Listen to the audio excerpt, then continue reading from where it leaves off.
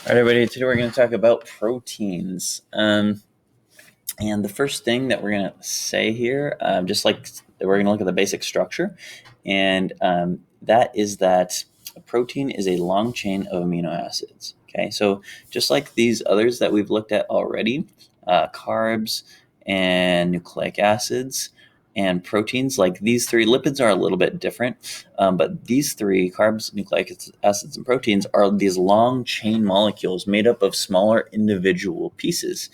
And so the pieces here, the monomers, remember this word mono meaning one, so the individual single pieces are called amino acids. Okay, and when we put a bunch of them together, we get a protein. Okay, so that's pretty simple. But so we have monomer and we have the polymer. So when we put all the monomers together to get the polymer, we have a protein.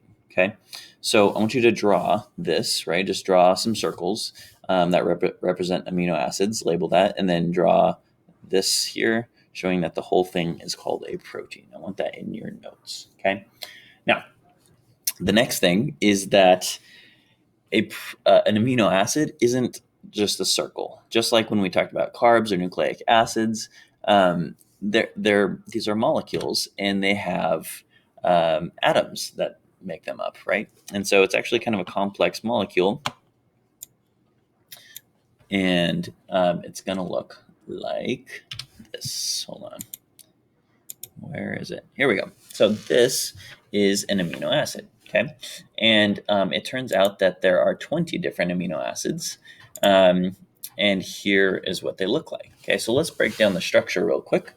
Every single amino acid has this part right here. They have this. So we have hydrogen and nitrogen and carbon, oxygen, hydrogen. So all of these are always the same in this same orientation and relationship to each other.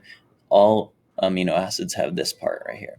And this R we're going to talk about is the thing. It's kind of like a variable. It's like saying that's X, and it can change. So if we look over here, this part that I circled on the amino acid is right here. So we have the OH group, the O, and then over here it comes over to the NH group over here. And so that is the same on every single amino acid. And you'll look at them over here in this diagram, all 20 of these, that's always the same. Okay. Now the R group is the thing that changes. Since we have 20 different amino acids, how many different R groups should we have to make those 20 amino acids? 20, right? So there are 20 different R groups that we can make. And those R groups are these little chains that come up off the part here that always stays the same. So here's the R group for this one. Here's the R group for this one. Here's the R group for this one.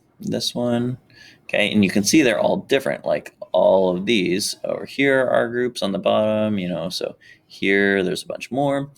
There's 20 different R groups, and they change on every amino acid, and it makes it a different amino acid. Okay, so now amino acids, in order to make up a protein, we are going to put them in some order. And they can be put in a lot of different orders. So you could have one of these, and then have one of these, and then have another one of these.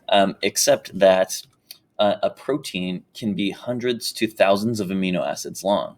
So if we have, let's say it's just a protein is 100 amino acids long, and there are 20 different amino acids. That gives us a lot of different proteins that can be made, right? How many different combinations of amino acids can there even be? How many different proteins can there be? It's nearly infinite. Okay, if you think of this, right? How many words are there in the English language, right? We have 26 different letters, and let's say that a word can be anywhere from 0 to, let's just say, like 10 letters long, even though that can be more of that. There are so many different there are hundreds of thousands of words in the English language. Now, if we look at proteins, it's going to be even crazier. There are 20 amino acids, and our words, right, in this analogy, could be hundreds of letters long, or even thousands of letters long. So we can make a lot of different combinations of proteins. So That's good for that. Okay. Get this stuff down. I want you to draw this structure. You're not going to have to draw this on a quiz, but you will have to recognize it that is an amino acid. So draw the structure right there. Okay. All right, next. So we're back to showing, I just like this picture here because it kind of shows how we put together a protein.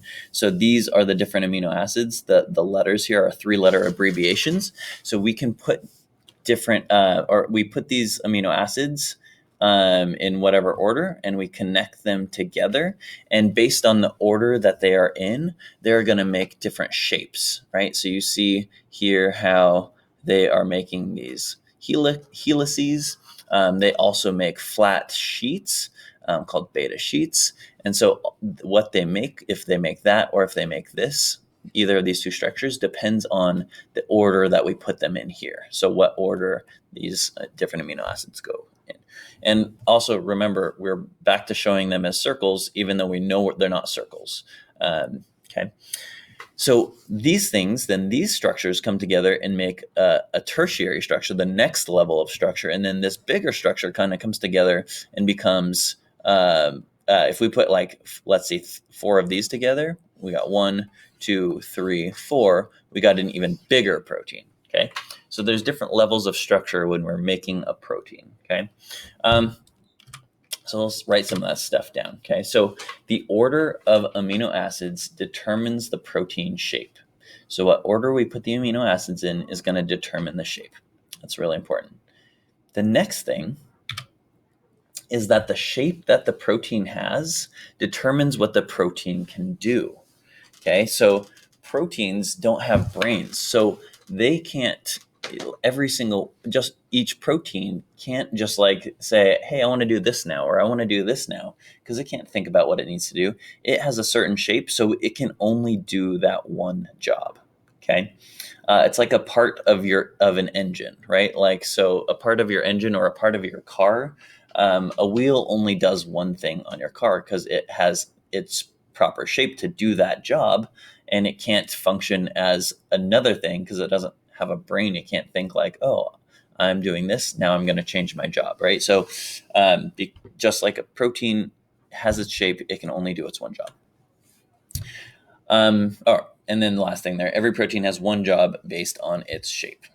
Okay. And we're going to talk more about this when we talk about enzymes and how enzymes speed up chemical reactions. We're going to kind of go over this concept a little bit more. Okay. The last thing I want to mention here is that proteins, we often think of them as just muscle, right? And I know we went over this already, but there are so many different functions of proteins. Proteins do all of the jobs in our body that need to get done. Proteins are pretty much the things that are doing those jobs. Okay. Enzymes, structural proteins, signaling proteins, like hormones in your body, regulatory proteins that help tell you when to grow or when to stop growing or when to make a certain, that's going to get confusing, transport proteins, sensory proteins, right? Like all of our senses, we need proteins in order to receive light or sense touch or transmit a signal, okay, inside of a cell. Motor proteins, these are proteins that are actually associated with muscle. So that's the one you're thinking of if you're thinking that protein is muscle. Defense proteins, like our antibodies, right? Those are proteins that circulate in your blood that help protect against infections. And storage proteins. So this is, just the basic functions of proteins, right? Like we have different examples for all of these different things. So I want you to try not to think about protein as just muscle, but rather think about proteins as things that do all of the jobs inside of your body. Okay. All right. Thank you. That is good for today. Let me know if you have any questions.